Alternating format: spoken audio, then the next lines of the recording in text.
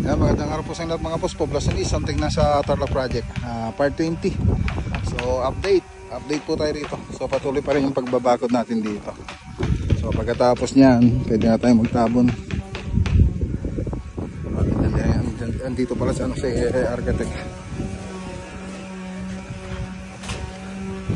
So may mga kumapak na wall.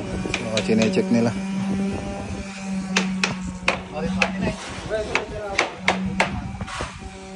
Okay, so ayan tiles na po tayo mga boss. So si sir po yung si uncle pala yung namili ng tiles na ito mga boss. Pati itong kulay ng PVC na nilagay natin dito.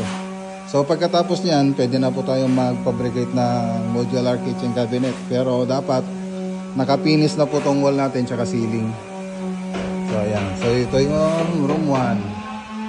Kasi ito yung master bedroom. So ayan, nagliliha sila dito. Okay. Andan tayo rito. Papunta tayo dito sa kabila.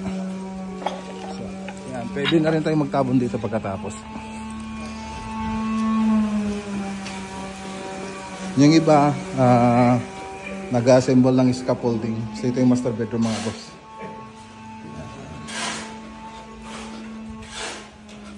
Ito yung itsura niya sa likod ngayon mga boss.